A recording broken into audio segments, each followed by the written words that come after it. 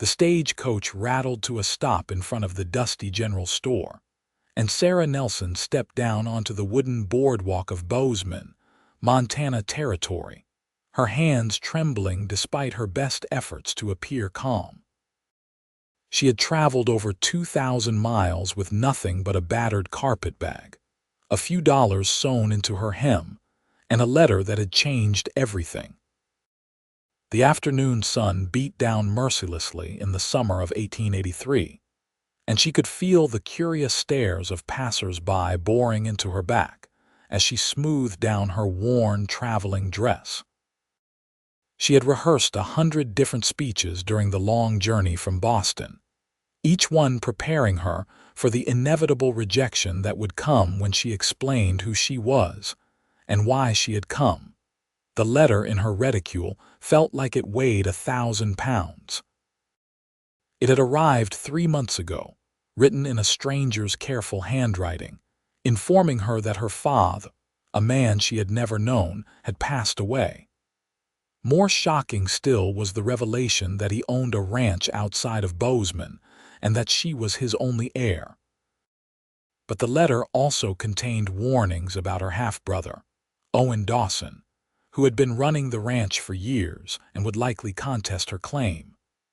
The lawyer who had written suggested she might want to consider selling her portion to Owen and saving everyone the trouble of a legal battle.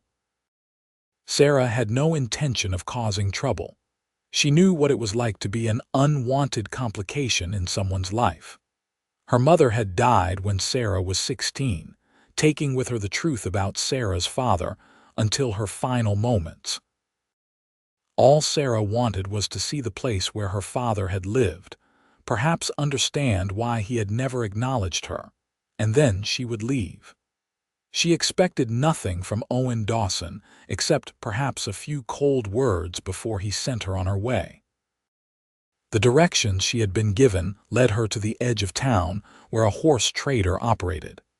She needed to rent a mount to reach the Dawson Ranch, which sat about 10 miles outside of Bozeman. The man at the stable eyed her Eastern clothing with undisguised amusement, but took her money readily enough and provided her with a gentle mare and directions to follow the creek road northwest until she saw the split-rail fence that marked Dawson property. The ride took longer than expected. Sarah had learned to ride as a girl during summers spent with her aunt in the countryside. But those gentle afternoon rides bore little resemblance to navigating unfamiliar Montana territory terrain. By the time she spotted the fence, the sun had begun its descent toward the mountains, painting the sky in shades of orange and pink that took her breath away despite her anxiety. The ranch itself sprawled across a valley floor with mountains rising dramatically behind it. She could see cattle dotting the hillsides, a large barn, several outbuildings, and a sturdy-looking house built from logs with a stone chimney. As she approached, a pack of dogs announced her arrival with enthusiastic barking. A man emerged from the barn, wiping his hands on his trousers as he walked toward her. Owen Dawson was tall and broad-shouldered, with dark hair that curled slightly at his collar and eyes the color of weathered denim. He moved with the easy confidence of someone completely at home in his surroundings. Sarah felt her chest tighten as she dismounted, nearly stumbling in the process. This was it. This was the moment he would look at her with disgust or anger, this interloper who had come to claim a piece of what he considered his. "Can I help you, madam?" His voice was deeper than she had expected, and there was no hostility in it, only curiosity. Sarah forced herself to meet his eyes. "My name is Sarah Nelson. I received a letter about Thomas Dawson. I believe you are his son." She watched his expression carefully, waiting for it to harden. Instead, something like wonder crossed his features. "Sarah, you are Sarah," the question caught her off guard. "You know about me." "Know about you?" Owen took a step closer, and she noticed his eyes were bright with emotion. "My father spoke of you often, especially toward the end. He regretted so many things, but mostly that he never had the courage to bring you here to acknowledge you properly. When he died, I tried to find you myself, but the lawyer said he would handle it. I hoped you would come, but I was afraid you would not want anything to do with us after how you were treated." Sarah felt the world tilt slightly. This was not at all what she had expected. "I do not understand." The letter made it sound like I would be unwelcome here. Owen's jaw tightened. That fool Morrison, he never understood anything. My father's dying wish was for you to come home, to take your rightful place here. Half of everything here is yours, Sarah. I want you to know that I have never contested that, and I never will. But this is your home, your life, Sarah protested, feeling overwhelmed. I did not come to take anything from you. I only wanted to see where he lived, to understand. You are not taking anything. You are claiming what should have been yours all along. Owen gestured toward the house. Please, come inside. You must be exhausted from your journey. We have much to discuss, but first, let me offer you the hospitality you should have received years ago. Sarah allowed him to lead her toward the house, her mind reeling. The interior was more spacious than it appeared from outside, with a large main room dominated by a stone fireplace, a sturdy dining table, and comfortable-looking furniture. Everything was neat, but had the sparse quality of a bachelor's home. "I apologize for the state of things," Owen said, suddenly seeming self-conscious. "I am not accustomed to entertaining guests, especially not ladies. Let me put some coffee on and I can make you something to eat." "You must be starving." "You do not need to go to any trouble," Sarah said, but her stomach chose that moment to growl audibly, betraying her. Owen smiled, and the expression transformed his face from handsome to nearly beautiful. "It is no trouble at all. Please sit. Make yourself comfortable." As he moved around the kitchen with surprising efficiency, Sarah took the opportunity to study him more closely. He was probably only a few years older than her own 22 years, perhaps 25 or 26. His movements were economical and purposeful, and she found herself noticing the way his shirt stretched across his shoulders when he reached for items on the higher shelves. "How long were you caring for our father before he died?" she asked, stumbling slightly over the word father. Owen paused in slicing bread. "About 2 years. He took a fall from his horse that damaged his back. He could still get around, but the pain was constant and it wore him down. Toward the end, he spent most of his time in that chair by the fire, telling stories." He turned to face her, his expression gentle. "He told me about your mother, how they met, how much he loved her. He said she was the most beautiful woman he had ever seen, with hair the color of chestnuts and eyes that could look straight into a man's soul." Sarah's throat tightened. "My mother never spoke ill of him, even though he left her to raise me alone in disgrace. She only told me about him when she was dying. I never understood how she could still love someone who had abandoned her." "He did not abandon her because he wanted to," Owen said quietly, bringing over a plate with bread, cheese, and cold meat. "My mother was already ill when he met yours. He stayed because he felt it was his duty, and by the time my mother passed, your mother had married someone else. He thought she had moved on, found happiness. It was not until much later that he learned the truth, and by then, he felt it was too late to make amends." "She never married," Sarah said softly.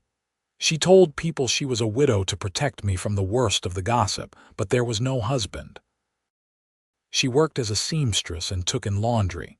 We had enough to get by, but only just." Owen set down the knife with more force than necessary.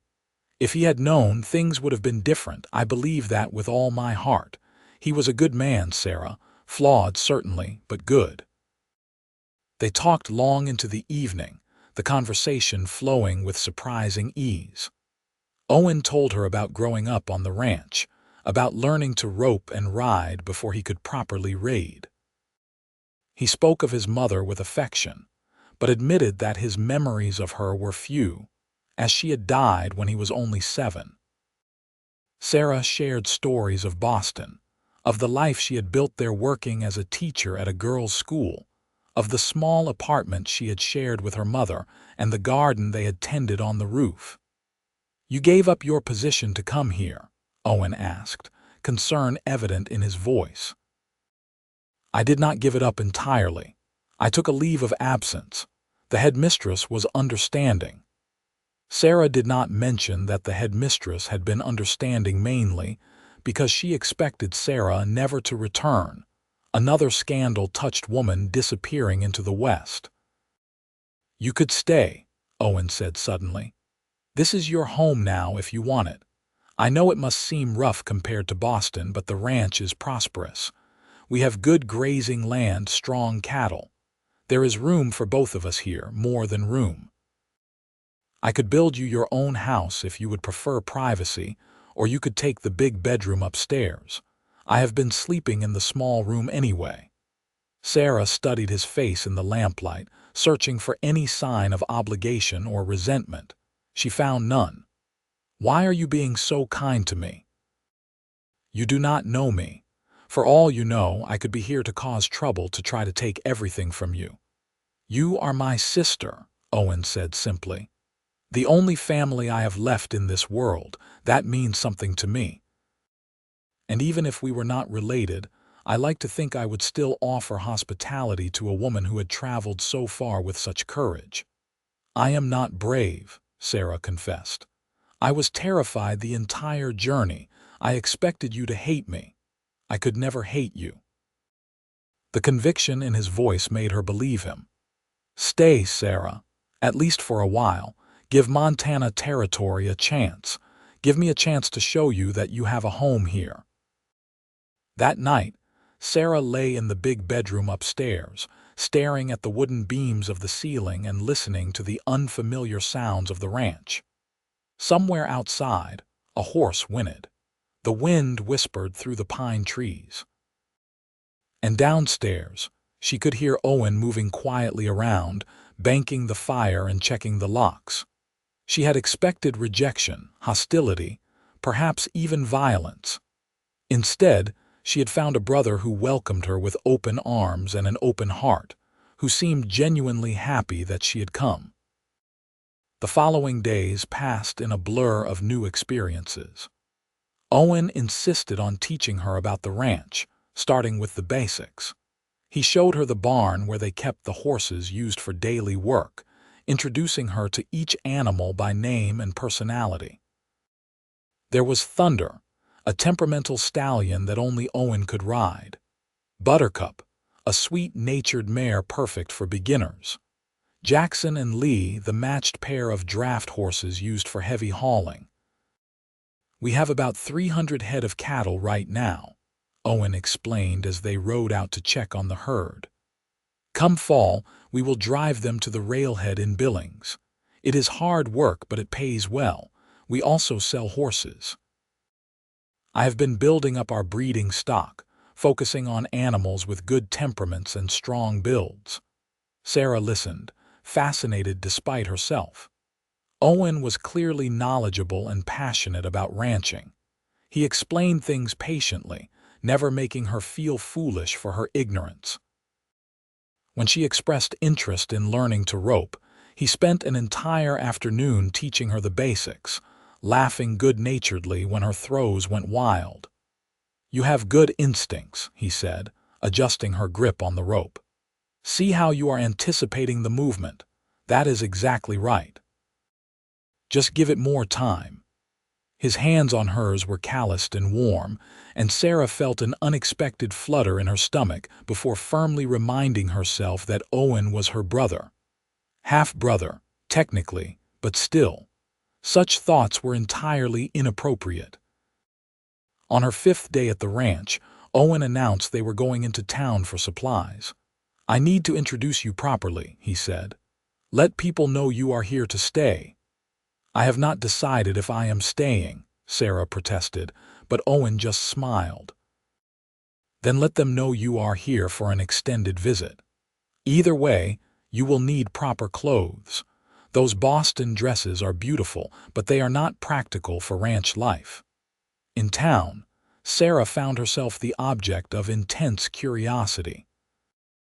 Owen seemed to know everyone, and he introduced her repeatedly as my sister Sarah, come from Boston to take her place at the ranch. The reactions varied from warmly welcoming to coolly reserved, but no one was outright hostile. At the general store, Owen insisted on buying her fabric for new dresses, sturdy boots, a proper riding skirt, and a wide-brimmed hat to protect her from the sun. "Consider it back payment," he said when she protested the expense. "You should have been receiving money from the ranch all along." They were loading their purchases into the wagon when a woman's voice called out, "Owen Dawson, you stop right there." Sarah turned to see a pretty blonde woman in a green dress hurrying toward them, her face alight with curiosity. Owen groaned softly. "That is Melissa Hartley. Her father owns the bank. She has been trying to convince me to court her for the past year." "Owen, you must introduce me to your companion," Melissa said breathlessly, her eyes raking over Sarah with undisguised interest. "Melissa, this is my sister, Sarah Nelson." "Sarah, Melissa Hartley." "Sister?" Melissa's eyes widened. "I did not know you had a sister." "Half-sister," Owen clarified. "We only recently connected. Sarah has come from Boston." "How fascinating," Melissa said, though her tone suggested she found it more suspicious than fascinating. "Will you be staying long, Miss Nelson?" "I am not certain yet," Sarah replied, keeping her voice pleasant despite Melissa's obvious territorial display. "Well, you simply must come to our garden party next week. Both of you. Father is hosting several important business associates from back east. I am sure Miss Nelson would enjoy meeting some civilized people after being stuck out at that ranch."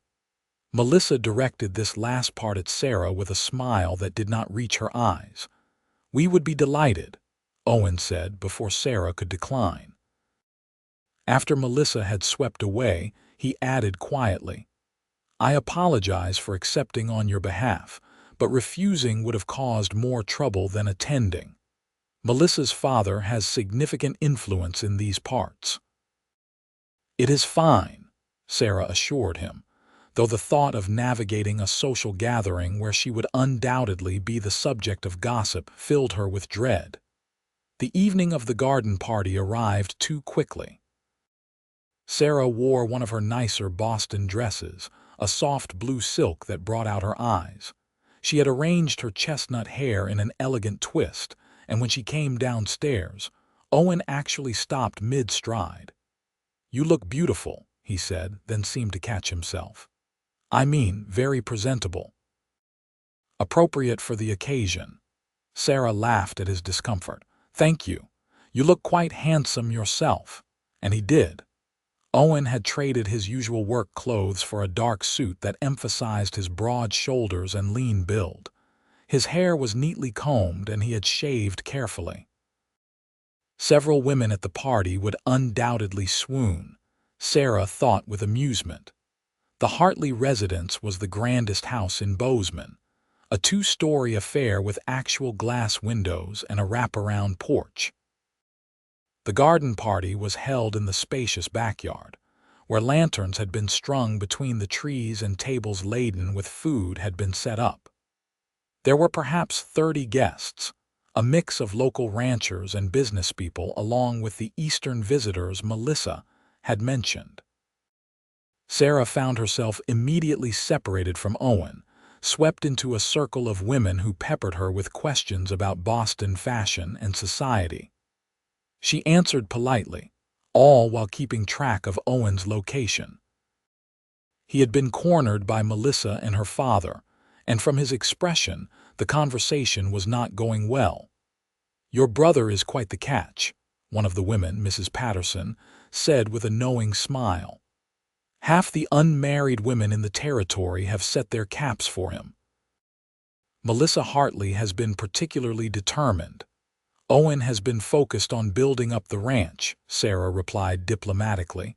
I do not think he has much time for courtship. Well, he had better make time soon, another woman chimed in. A man needs a wife, especially a rancher. Someone to manage the household, provide companionship, bear children. It is not right for him to be alone out there. Sarah felt an unexpected surge of protectiveness toward her brother, along with something else she did not care to examine too closely. Owen seems perfectly capable of managing on his own. For now, perhaps, Mrs. Patterson said, but winter comes hard in Montana territory. Long, cold nights need warming, if you understand my meaning. Sarah excused herself as quickly as she could, feeling flustered and overheated. She made her way to the edge of the garden where it was quieter, taking deep breaths of the cool evening air. She had been at the ranch for just over a week, and already she felt possessive of Owen in a way that went beyond sisterly affection. It was troubling and inappropriate and needed to stop immediately. Escaping the gossips, Sarah jumped at the sound of Owen's voice. He had appeared beside her so quietly she had not heard his approach. They mean well, I think. They are just curious. They are nosy and intrusive, Owen said bluntly. I apologize for subjecting you to this. We can leave if you would like. What about Mr. Hartley? You seem to be having an intense conversation. Owen's jaw tightened. He was making another attempt to convince me to bank with him instead of the territorial bank in Helena. He implied that doing so might make me a more attractive prospect for Melissa. I made it clear that my banking arrangements are not up for discussion, and neither are my matrimonial intentions. You were rude to him. Sarah could not hide her surprise. I was honest with him. There is a difference. Owen ran a hand through his hair, mussing the careful arrangement. I am tired of people trying to manage my life.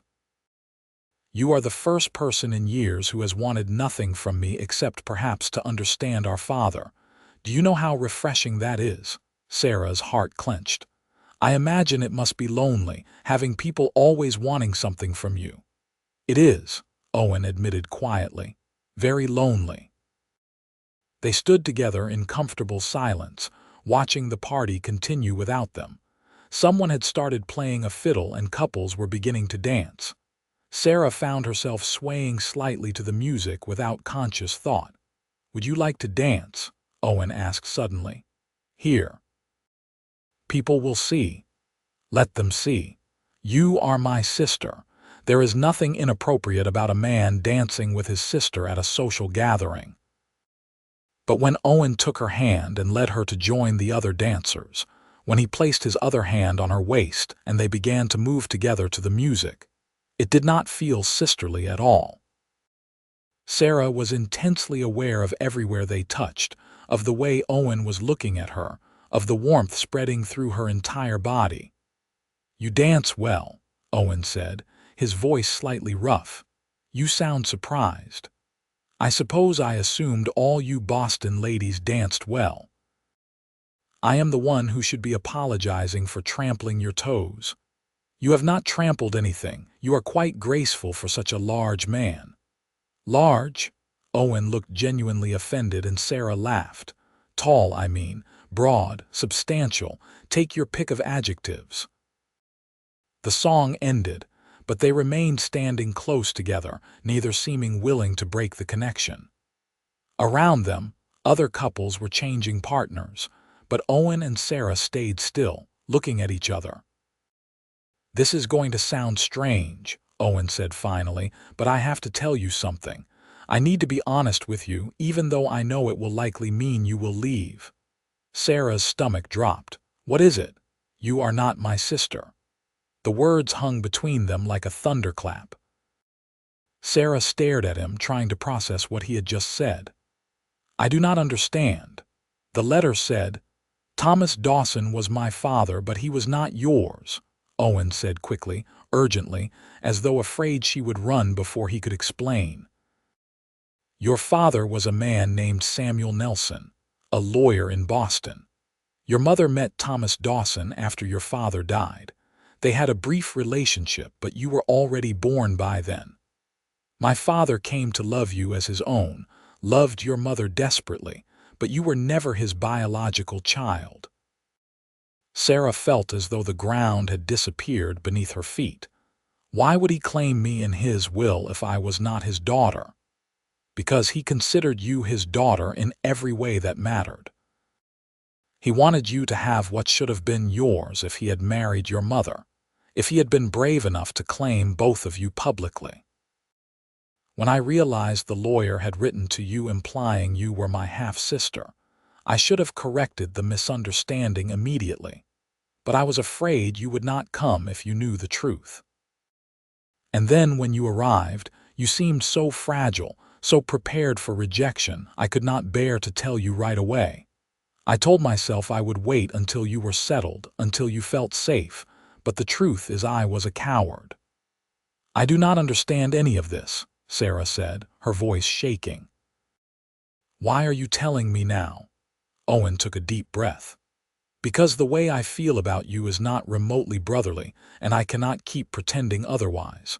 Because every day you are at the ranch, I find myself more drawn to you. Because tonight, dancing with you, all I could think about was how badly I wanted to kiss you. And I needed you to know that those feelings are not wrong or inappropriate, because we share no blood relation whatsoever. Sarah's mind was reeling. Every assumption she had made since arriving in Montana territory had just been upended. Owen was not her brother. Thomas Dawson was not her father. And the feelings she had been firmly suppressing, the attraction she had told herself was impossible and wrong, was suddenly neither of those things. Say something, Owen pleaded. Please, Sarah, I know this is a shock. I know you probably think I am terrible for deceiving you, even temporarily, but I need to know what you are thinking. I am thinking, Sarah said slowly, that I should be angry with you, that I should feel betrayed or manipulated. But instead, all I feel is relieved. Relieved. Because I have been feeling things I should not feel for a brother, and it has been driving me to distraction.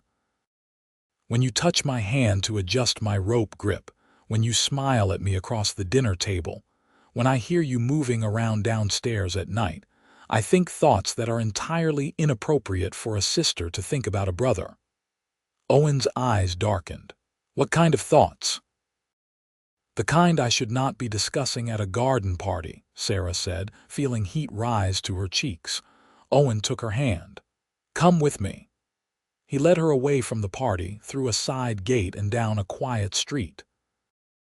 They walked in charged silence until they reached the edge of town where the buildings gave way to open land. The moon was nearly full, illuminating the landscape in silver light. I want to court you properly, Owen said, turning to face her. I want to do this right. I know you must have questions about your father, about your mother, about everything. I have letters, documents that explain it all. My father kept meticulous records, but before we get into all of that, I need to know if you can forgive me for not telling you the truth immediately. I need to know if you might, possibly, be willing to give me a chance. Sarah looked up at him, at this man who had shown her such kindness, who had welcomed her when he had every reason not to, who had treated her with respect and warmth. You said your father loved my mother desperately. Did she love him in return? According to his letters, yes. He said she was the love of his life, and he believed he was hers as well.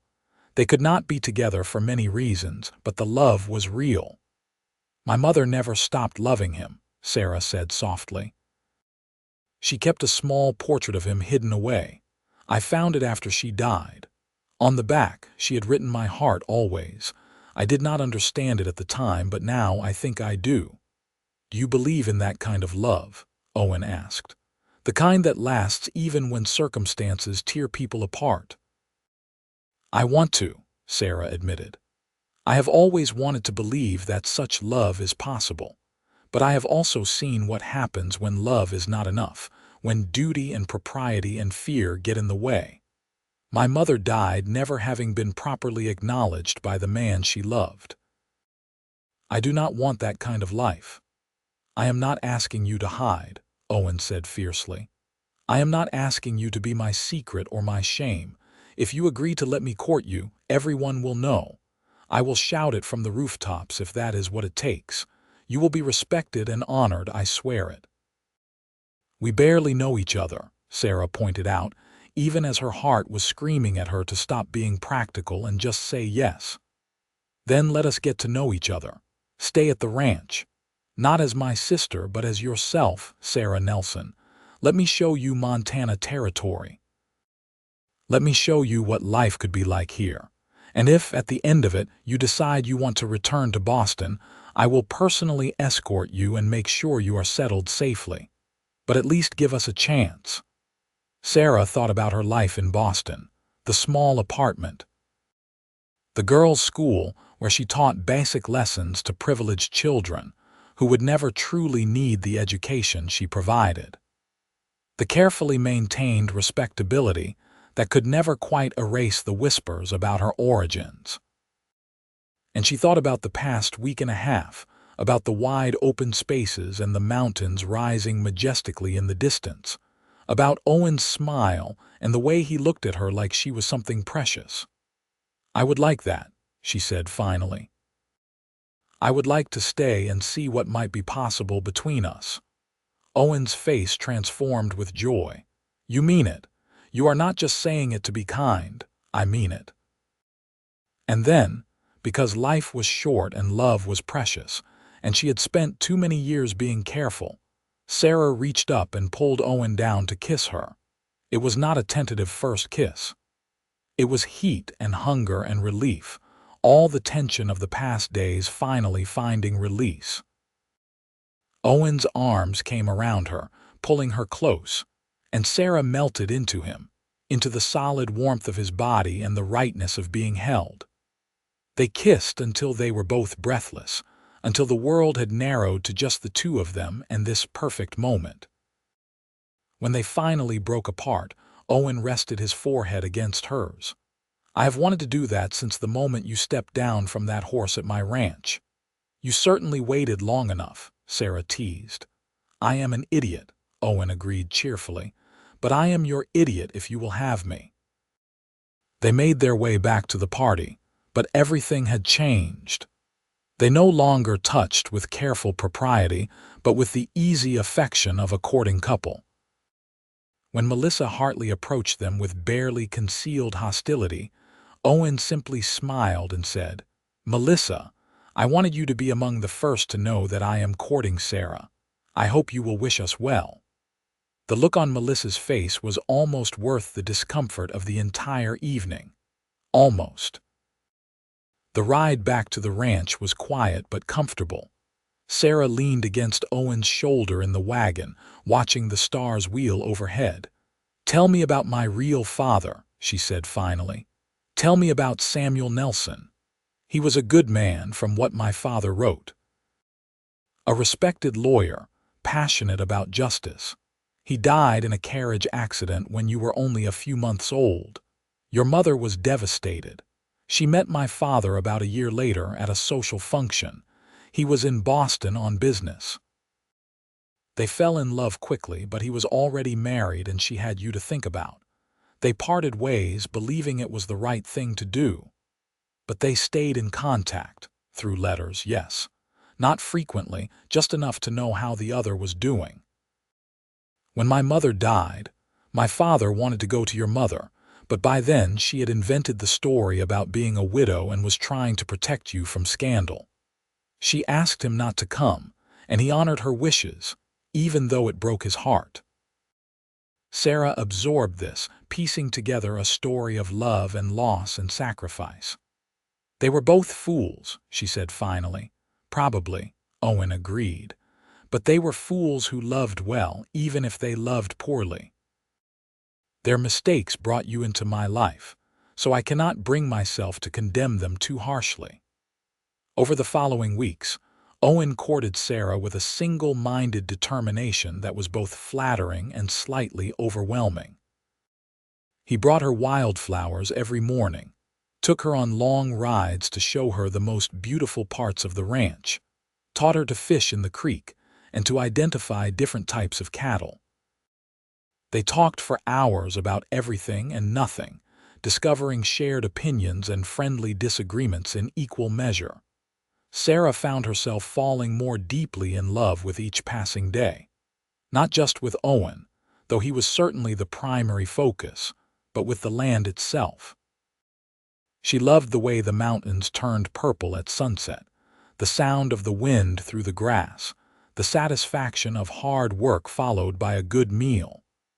She loved the sense of space and possibility that seemed to permeate everything in Montana territory. She also insisted on making herself useful.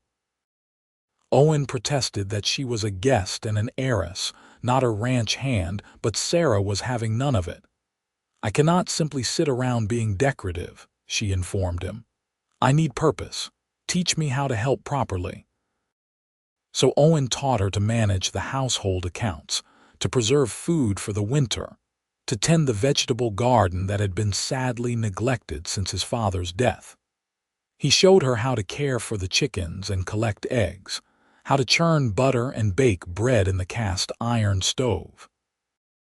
Sarah took to it all with enthusiasm, delighting in acquiring practical skills her Boston education had never included. "You are a natural rancher," Owen told her one evening as they sat on the porch watching the sunset. "I think this land has been calling to you all along. Or perhaps I just needed to find the right person to share it with," Sarah replied, taking his hand. They had been careful about propriety, limiting their physical affection to hand-holding and chaste kisses when anyone might see. But alone on the porch, with the ranch hands settled in the bunkhouse and the evening shadows deepening, Owen pulled Sarah closer and kissed her the way he had that first night, with passion and promise. "I want to marry you," he said when they finally broke apart. "I know it has only been a few weeks, but I have never been more certain of anything in my life. I want to wake up next to you every morning. I want to build a life with you here on this land. I want children with your beautiful eyes and your quick mind. I want everything, Sarah. With you." Sarah's heart was so full she thought it might burst. "Yes," she said simply. "Yes to all of it. Yes to you." They were married 6 weeks after Sarah's arrival in Bozeman in a simple ceremony at the small church in town. Sarah wore a dress she had sewn herself from pale yellow fabric, and Owen wore his best suit with a wildflower boutonniere. The guest list was small, just a few of Owen's friends and the ranch hands who had become like family. Melissa Hartley did not attend, but her father did, apparently deciding that maintaining good business relations was more important than nursing his daughter's wounded pride. The wedding breakfast was held at the ranch, with tables set up outside and food contributed by seemingly everyone in the territory. There was fiddle music and dancing, laughter and well wishes. Sarah felt happier than she had ever thought possible, looking around at the community that had welcomed her, at the man who had claimed her as his own. That night, in the big bedroom that was now truly theirs, Owen made love to Sarah with tenderness and care. He was patient with her inexperience, guiding her through the unfamiliar territory of physical intimacy with the same gentle instruction he had used to teach her ranching. And when they finally came together, Sarah understood for the first time what all the fuss was about. This was what her mother had felt for Thomas Dawson, this overwhelming sense of rightness and completion. Afterward, lying tangled together in the moonlight, Owen traced lazy patterns on Sarah's bare shoulder. "I have something for you," he said, reaching for the bedside table. He pulled out a small leather journal and handed it to her. Sarah opened it carefully. The pages were filled with her mother's handwriting, letters addressed to Thomas Dawson spanning more than 20 years. "Where did you get this?" she whispered. "My father kept every letter she ever sent him." I thought you should have them to understand her better. There are his letters to her as well, though I do not know if she kept those."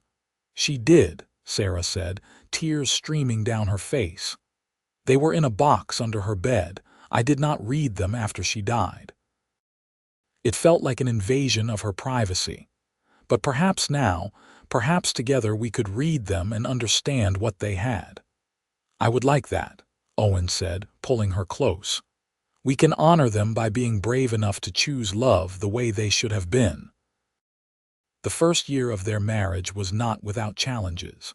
Sarah had much to learn about running a ranch, and there were times when she felt overwhelmed by the sheer amount of work required. The Montana Territory winter was harsh, unlike anything she had experienced in Boston. Snow piled up to the windowsills, and temperatures dropped so low that water froze in the basin overnight. There were cattle to be fed and watered, horses to be exercised, constant vigilance required to keep everyone safe and healthy. But there were also moments of profound beauty and joy. Sarah learned to appreciate the silence of a snowy morning, the way the world looked like it had been painted in shades of white and blue. She and Owen would sit by the fire in the evenings, reading aloud to each other from books or the letters their parents had written. They talked about their dreams for the ranch, for the family they hoped to build. In the spring, Sarah discovered she was pregnant. Owen was beside himself with joy, immediately becoming overprotective and insisting she rest more and work less.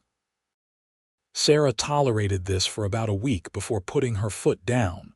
"I am pregnant, not dying," she informed him. "I will not be treated like an invalid for the next 6 months." 7 months, Owen corrected, "and I am not treating you like an invalid. I am treating you like the precious cargo you are carrying. The precious cargo and I are perfectly capable of collecting eggs and weeding the garden. Thank you very much." They compromised, with Sarah continuing to do lighter work while Owen and the ranch hands took on the more strenuous tasks. As her belly grew, Sarah found herself marveling at the changes in her body, the way she could feel the baby moving and kicking. Owen was fascinated by it as well, spending long minutes with his hand on her stomach, talking to their child. "What should we name him?" Sarah asked one evening. "What makes you think it is a him?" "Just a feeling I have. Mother's intuition, perhaps. If it is a boy, I would like to name him Samuel after your father, and Thomas for a middle name after mine. What do you think?" Sarah felt tears prick her eyes. "I think that would be perfect." "And if it is a girl, whatever you like, so long as it is not Melissa," Sarah laughed, swatting at him playfully. "I was thinking perhaps Catherine after my mother, with Rose for a middle name." "Catherine Rose Dawson," Owen said, trying it out. "I like it. But I still think it is going to be a boy." They were both wrong. Sarah went into labor on a cool October evening and after 12 hours of hard work, delivered not one baby but 2. The first was indeed a boy, small but healthy with a lusty cry that filled the house. The second, arriving 10 minutes later, was a girl, equally tiny but fierce. "Twins," the doctor said with satisfaction. "A matched set. Congratulations." Owen looked absolutely stunned, staring down at the 2 bundles in Sarah's arms as though he could not quite believe what he was seeing. "We have twins," he said unnecessarily. "We do," Sarah confirmed, exhausted but exhilarated. "Samuel Thomas and Catherine Rose, I presume. If that is still acceptable to you, then yes." The babies were christened a month later in the same church where Sarah and Owen had been married. Half the territory seemed to turn out for the occasion, bringing gifts and good wishes. Sarah, watching Owen hold both babies with confident ease, felt a wave of love so powerful it nearly brought her to her knees. This was her family, her home, her future. The twins grew quickly, developing distinct personalities from the start. Samuel was serious and observant, content to watch the world from someone's arms. Catherine was active and demanding, wanting to be in the middle of everything.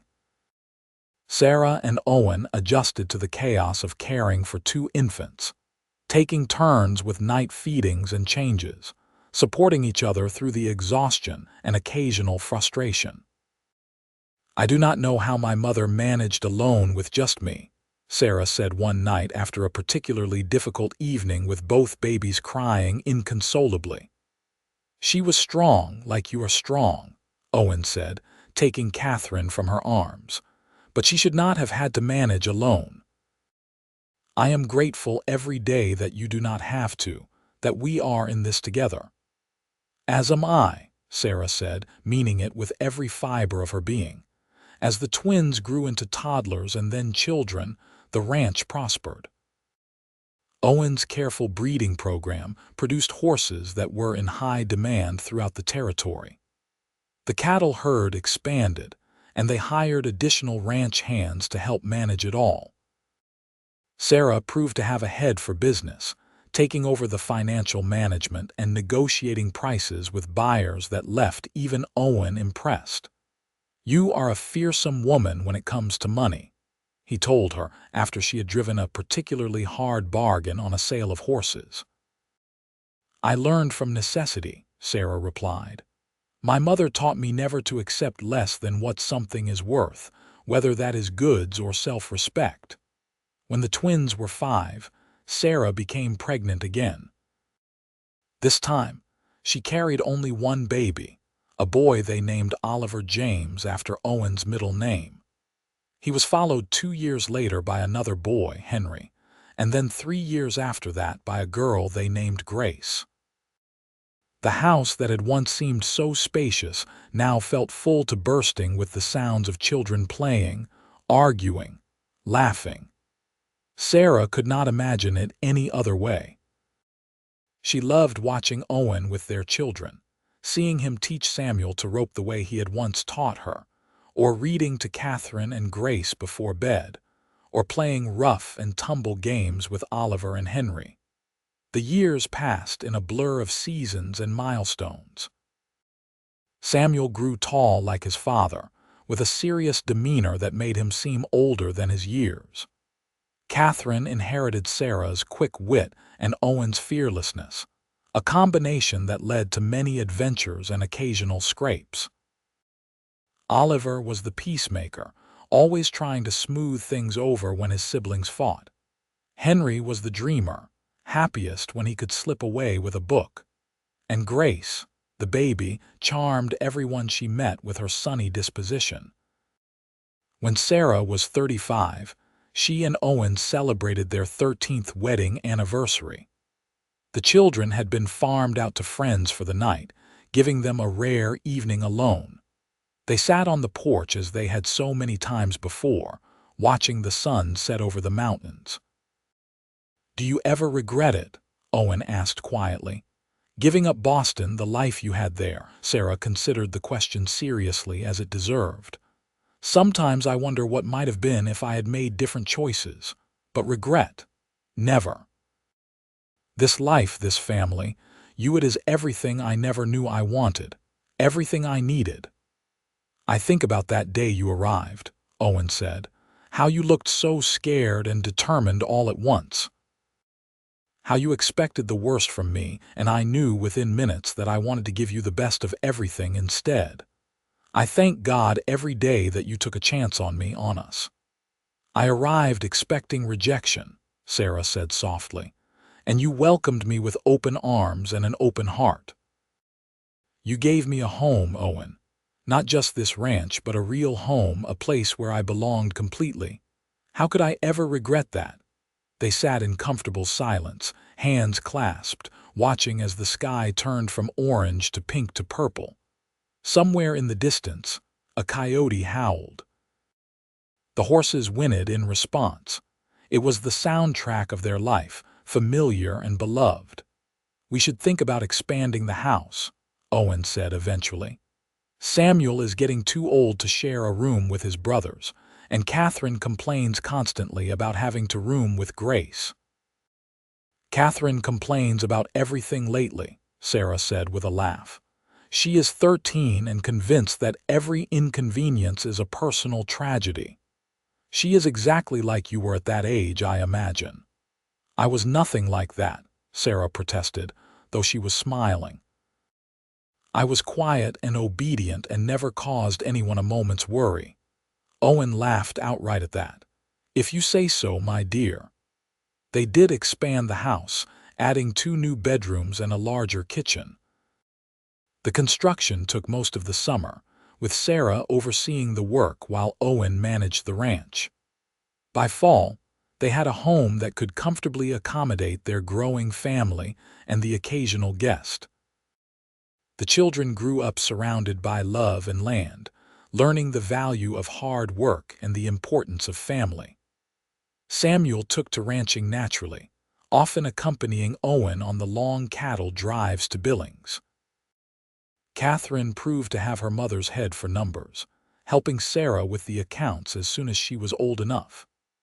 Oliver surprised everyone by showing a talent for veterinary work, able to diagnose and treat sick animals with uncanny accuracy. Henry remained the dreamer, but he channeled that into writing poetry and stories that showed real promise. And Grace, true to her name, grew into a kind-hearted young woman who seemed to bring out the best in everyone she met.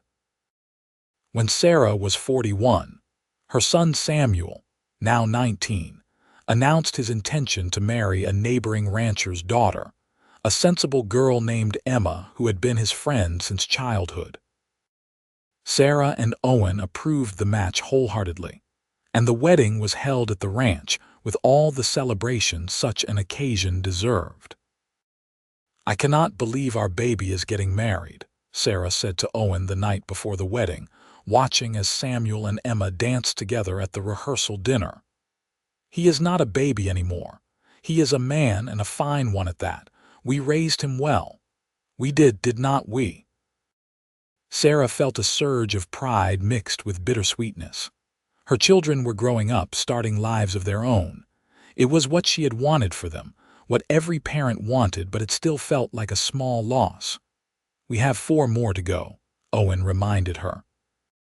"And probably grandchildren coming soon enough. Our work is far from done." He was right, of course. Catherine went to teachers' college in Helena, making Sarah so proud she could hardly speak.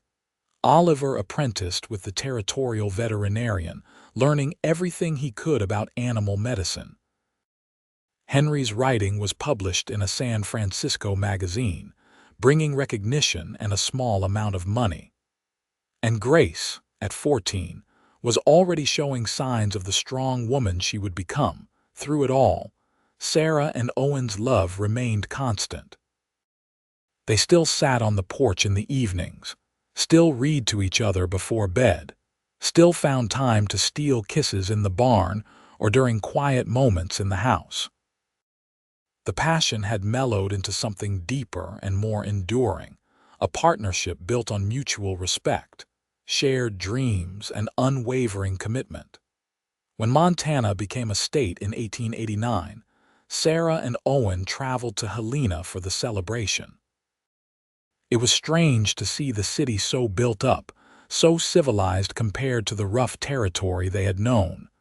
But it was also exciting, a sign of progress and possibility. "Can you imagine what the children will see in their lifetimes?" Sarah marveled. "What changes they will witness." "As long as they hold on to what matters, family, integrity, hard work, they will be fine no matter what changes come," Owen said confidently. By the time Sarah turned 50, all of her children were grown and married or well on their way. Samuel and Emma had given her 3 grandchildren, with another on the way. Catherine had married a fellow teacher and was living in Billings. Oliver had established his own veterinary practice in Bozeman. Henry had moved to San Francisco to work for a newspaper but visited frequently. And Grace had surprised everyone by falling in love with a Cheyenne man named Running Deer, whose family had a ranch adjacent to theirs. There had been some raised eyebrows in town about Grace's choice, but Sarah and Owen supported her completely. They had learned long ago that love was too precious to waste on prejudice and propriety. "She is happy," Owen said when one of the ranch hands made a comment about the match. "That is all that matters. Anyone who has a problem with it can take their opinions elsewhere." The ranch continued to thrive under their management. They had over 1,000 head of cattle now, along with an impressive stable of horses. The house had been expanded twice more to accommodate visiting children and grandchildren. Sarah had started a school on the ranch for the children of their workers, teaching them to read and write just as she had once taught Boston girls. On a cool evening in October of 1903, Sarah and Owen sat on their porch celebrating their 25th wedding anniversary. Their children had thrown them a party earlier in the day, with grandchildren running everywhere and laughter filling the house. Now, in the quiet aftermath, they watched the familiar sunset and reflected on the life they had built together. 25 years, Sarah said wonderingly. "Sometimes it feels like yesterday that I stepped off that stagecoach, terrified and hopeful in equal measure." "You have given me the best 25 years of my life," Owen said, his voice thick with emotion. "Every day with you has been a gift, even the hard days. The times when the cattle died or the crops failed or the children were sick. Especially those days, because we faced them together. That is what marriage is, Sarah. It is not just sharing the joys but weathering the storms as partners." Sarah leaned her head on his shoulder, breathing in the familiar scent of him, leather and soap and something uniquely Owen. "I love you," she said simply. "I have loved you from almost the moment I met you, even when I thought I should not. I will love you until the day I die and beyond." "And I love you," Owen replied, kissing the top of her head. "You are my heart, Sarah, my home, my everything." They sat there until the stars came out, talking quietly about their children, their grandchildren, their plans for the future. There was talk of expanding into sheep ranching, of building a new barn, of taking a trip to see Henry in San Francisco. The future stretched before them, full of possibility and promise. As they finally stood to go inside, Sarah paused to look out over the ranch one more time. The house lights glowed warmly in the darkness. In the distance, she could hear the cattle settling for the night.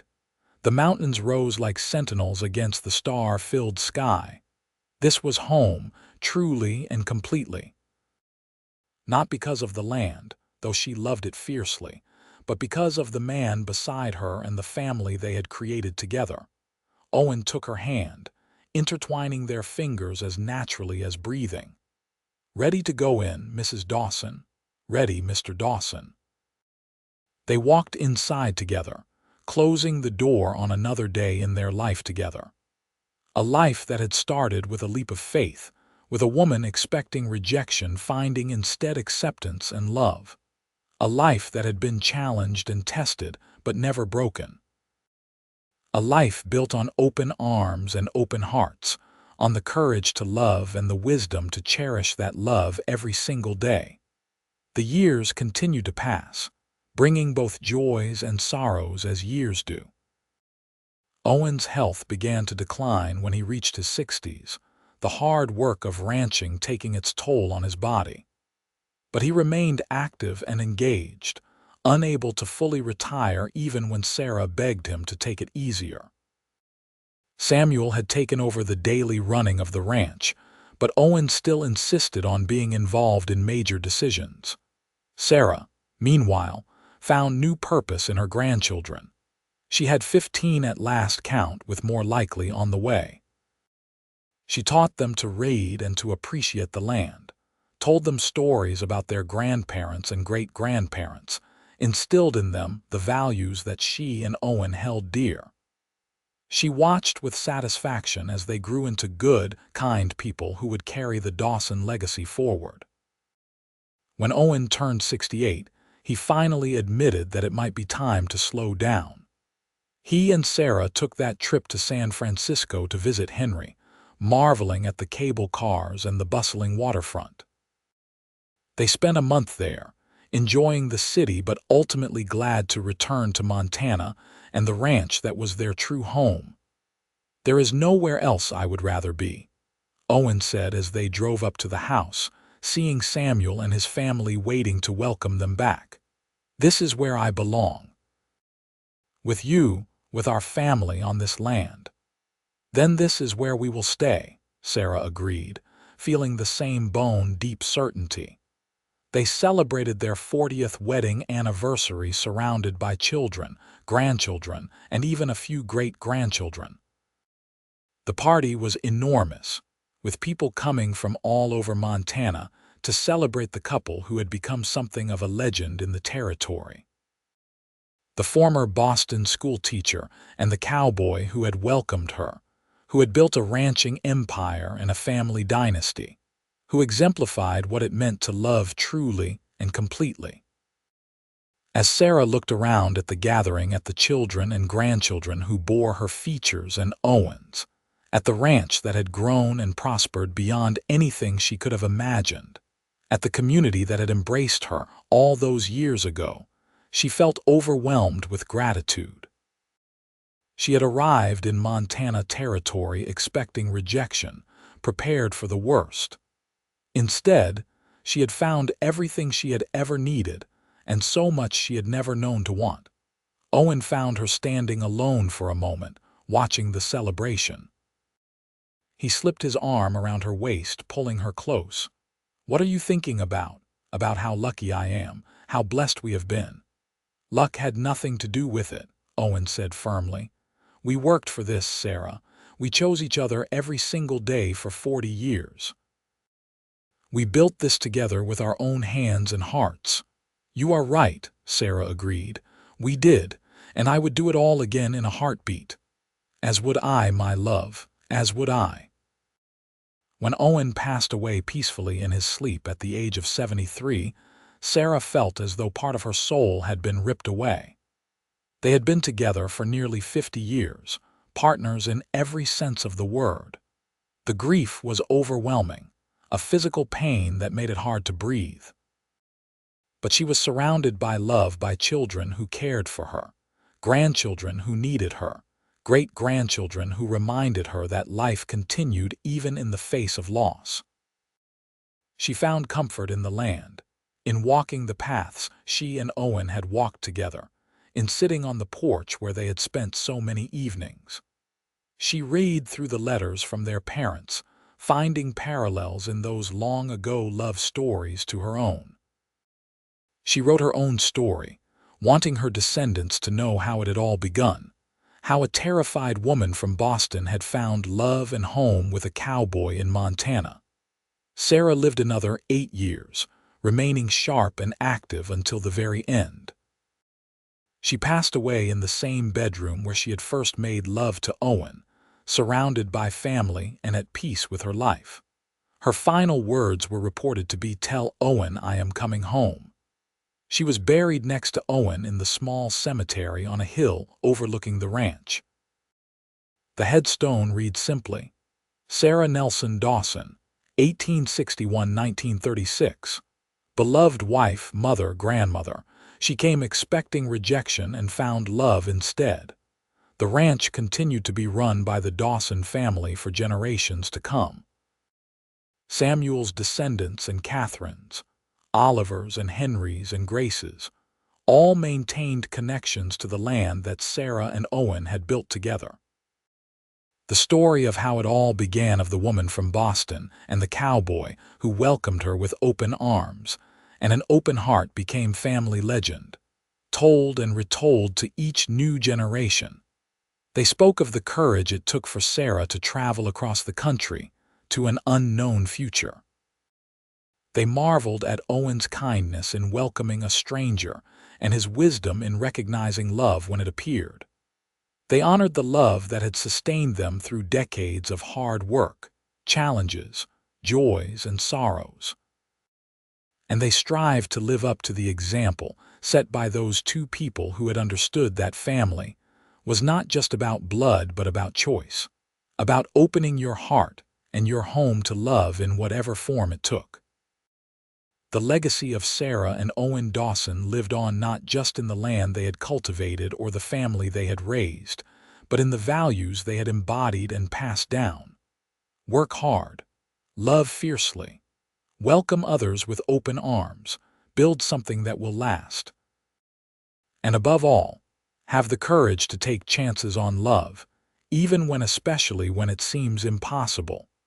Their story was one of redemption and second chances, of finding home in unexpected places and family in unlikely people. It was a testament to the power of kindness, the strength of partnership, and the enduring nature of true love. And it all began on a dusty day in Montana Territory, when a woman expecting rejection was instead welcomed with open arms and an open heart by a cowboy who saw in her not an inconvenience or a threat, but a gift he cherished every day for the rest of his life, as she cherished him. In the end, that is perhaps the most important part of their story. Not the ranch they built or the children they raised, but the simple truth that they chose each other, every single day, through everything life brought them. They loved with open hearts and lived with open arms, creating a legacy that would endure long after they were gone. And in doing so, they proved that the greatest adventures do not come from seeking fortune or glory, but from having the courage to love truly, completely, and without reservation. The story of Sarah and Owen Dawson became more than just family history. It became a reminder that sometimes the best things in life come when we are brave enough to step into the unknown, open enough to accept love when it is offered, and wise enough to recognize that home is not a place but a person, and family is what we build together with open arms and open hearts.